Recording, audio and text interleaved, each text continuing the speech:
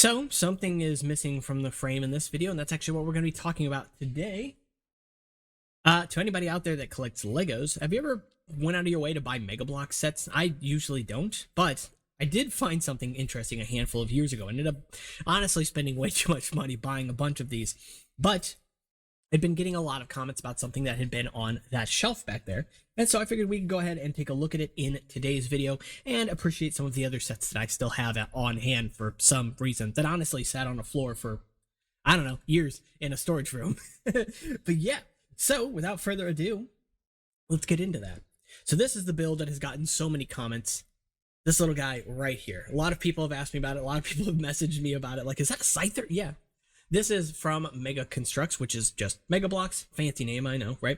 And yeah, I used to get Mega Blocks. Well, I didn't get them, but I had a friend next door that used to get Mega Blocks a ton as a kid, mostly because they were into their more like darker, fantasy-like builds and stuff, dragons and things like that from back then. And I have a lot of nostalgia for those days as well. But Pokemon specifically, Pokemon was a big part of our lives in the early 90s, and so, you know, it was kind of a worldwide phenomenon, right? This was always my favorite Pokemon, Scyther here, followed by probably Scizor and Mewtwo, roughly tied. Charizard's in there for sure as well. But I don't know what it is about Scyther, but you see this and you might think, oh, well, that looks very specialized. That's not something that LEGO would produce. And you're kind of right, but you're kind of wrong. I'm going to explain. So, if you're someone who collected Bionicle, what is something that highlighted that theme for you? It's often the new waves, the new characters, and what made those new waves different from before was oftentimes those unique molds, those brand new pieces. Now, I usually categorize this in two ways. Armor and things that shows up in a wave is usually one category because it typically appears across the board, right? But weapons and masks, those get a little more interesting because oftentimes, although you might see weapons reappear on a set, and of course in the early days of Bionicle you would see masks reappear all the time, as Bionicle would continue on, those masks would start to become more and more exclusive until the point where many of them would only appear one time in one color in one set. And so when you see a set like this Scyther, that's alliteration. You'll notice that, yes, this weapon looks specialized here, but what else does it look like? It looks like a wing, right? It looks very easily like this could be a Zubat wing or something else, maybe in a different theme entirely. Now, I haven't checked to see if they have reused this, but I can imagine them doing so. The same thing with that head mold. That's a little more specific, a little more exclusive, and I have not checked to see if they have used it elsewhere, but I can understand why they would do it. Now, they don't make custom head molds for every single one of these Pokemon, especially these smaller sets. This one was sort of like a flagship, if you will. It came in a larger set. It had a little landmass you could build up around it, whatever. But with this set specifically, you can kind of think of that head like a mask from Bionicle. Yes, it's specialized, but doesn't make sense to have it in a set like this if this is the theme you're going for. I think you can make the justification for it. LEGO could learn something from this. Now, I'm not saying that LEGO needs to go out of their way to make specialized parts or exclusive parts. In fact, far from it. You should see these pieces appearing in other sets. But Mega Construx, or I'm just going to call it Mega Blocks, let's be honest, but they have done something a little bit different here that I wish LEGO would take and sort of put in their own playbook, you know? And that is the advancement, the evolution of toe ball and bar sockets as a system. Now, Mega Bloks toe ball size is not the same as Legos, but the analogy holds up at the very least, right? The same could be said about the bars too. I can't imagine that they're one-to-one with Legos in terms of diameter, but again, it's not going to make a huge difference here. So long as we know that LEGO makes bars, Mega Bloks makes bars, you get the point. There are a lot of really interesting pieces in sets like this that give this a lot more posability than something that LEGO would make, and I have had this assembled for years without any real issues of anything falling apart or breaking, which is good. Same usually holds true for LEGO as well, but LEGO sets oftentimes tend to favor more restriction in their design. This set here, in terms of articulation, has articulation via ball joints at the ankle, at the knee, and at the hip on each side. A ball joint in the shoulder, a rotational joint in the shoulder in two different directions, so it can rotate up and down as well as around, so the arm can actually splay in and outward, right? And then it also has a rotational joint at the wrist, so you can move that blade itself. That's a lot of movement. That's a lot of range of motion for something like this. And in many cases, these ball joints are limited. Lego oftentimes, if they saw this, would think, oh, well, then just don't add it. But they do here, and I think they're better for it. The abdomen or thorax here, wherever you're looking, also has a ball joint in it as well, which is, again, quite limited, but it does work. It adds a lot of play, a lot of expression to a set like this, and the neck also has a ball joint as well. I really like this, and there's plenty more in front of me that we're going to take a look at in this video. But yeah, when I look at this and I see other pieces on the set, I think, oh, that looks a little specialized, or that thigh piece looks a little specialized, but those actually do make appearances elsewhere. In fact, that thigh piece is used as the head on a togetic, I don't know how you pronounce that, but the evolution of the toga piece set. The abdomen piece, that thorax piece here, actually makes an appearance in, I believe, a Magikarp, maybe a Goldeen as well, and probably some other set. I think Charmeleon also might use that one as well. So yeah, you kind of get some points here, right? Now, many of these sets have been reproduced over time, so surely the pieces have changed, but at the same time, it's still really awe-inspiring to see just the sheer amount of parts of play you're able to get from this system, and I think it really works out in their favor. So looking at this set here, I really like it. This is honestly probably one of my favorites. Again, not just being my favorite Pokemon, but outside of that, the sheer amount of posability, playability from a set like this, and the aesthetic. It looks excellent.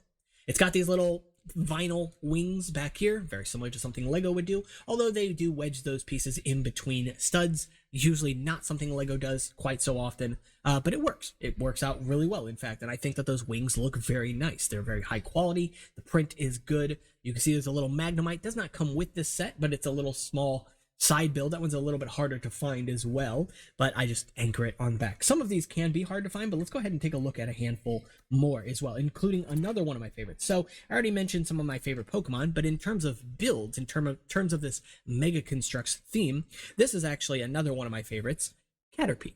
Also a very hard one to find, at least when it was out on store shelves. I honestly went to several stores trying to find this, could not, and ended up, I think, having to go online to get it from somebody, like buying it secondhand, which was always interesting. Now, these can tend to be a little bit on the expensive side, unfortunately. So especially as these smaller sets, they're a bit of a budget breaker, in my opinion. I do think that the larger sets tend to fare a little better, but look at the amount of detail that actually is put into these. Not only is this, again, sort of an adaptation, an evolution of that toe ball system, as we've been calling it here, but you can see that on the side of each of those pieces is this little ring that gets gradually larger as it goes up. Something that I don't think Lego would do, or Lego would rarely do. They've been doing it more, especially with lines like Speed Champions. But at the end of the day, it's really nice to see something like that here. It's not necessary. You would still know that this is a Caterpie, whether or not it had those pieces, but I think it really works in their favor. The same is, of course, true with this piece here having a ring on it, and then the piece at the very top there having the ring and the little eyes there as well. It's a very cute little set. The head is unfortunately limited in its movement just because of this piece back here. If you wanted to take that piece off, though, then the head could look around. That would be nice. But yeah, it's a neat little piece. And that little weird Y-shaped piece, although again looking quite specialized, actually shows up in a handful of other sets as well. Though again, I don't know which sets, so I can't exactly pull it up for you. I just remember at the time seeing it, I think in probably a couple of bird sets at the very least. So outside of that, some of the other sets that I have, including one of the larger ones from early in this line's run. I didn't really buy any of these sets in the past few years. I pretty much got all these, or most of these, basically when this line was first introduced, within the first couple of series or so, and then I went out of my way to buy the Scyther after I had pretty much stopped buying these, just because, again, Scyther is my favorite Pokemon. Of course I'm going to get it, right? This one is the first Charizard that they designed. It's a little bit on the side, but they have definitely gotten better, and I've actually been seeing a lot of advertisements, you know, being a Lego creator and a Lego builder, for their updated version of the Charizard. It has actual like flapping wings on like a little crank mechanism or something, which is pretty cool. These wings, as kind of choppy as they look, were actually designed this way because they appear on several other sets as well, including a Zubat and I believe a Gyarados. In fact, I used to have both of those, so I know. Probably made some appearances elsewhere also, and I do like the fact that they can actually fold up really nicely. Lego doesn't typically handle folding wings nearly this well, especially at this scale. In fact, I don't know if they've ever done it at this scale, so I can appreciate that. And knowing that these pieces are essentially a family as well, you know, if this piece had been printed with that kind of teal greenish blue on the inside here, it would just look like a smaller version of this piece, right? Essentially, like you'd have a small, a medium version, and then if you adapted a third, you could get a large version of this as well, right? It feels like a family, which I prefer. All right, so going into some of the other sets, and I'm not going to show everything in the video today, otherwise we'd probably be here all day, but got a little Jigglypuff here, and even the small sets like this do have a really respectable amount of posability. This one's probably one of the worst in terms of posability, but you can pose the ears if you want to, and seeing even that the inside of that ear is printed, that is actually very similar to the system tooth 1x1 plate. It's a weird piece, so it's got a hollow area in there, and that's actually printed, which is really cool. This little hair tuft here is also a rubbery material as well, which is really nice, although it doesn't fare quite as well in terms of sunlight, so it can discolor a little bit. And the arms, the body itself can actually roll a little bit, so you can lean the whole character side to side based on that connection, which is always cool. Jigglypuff is a character that I think is kind of known for that sort of lean, you know, and so I think it really just makes sense to have something like that here.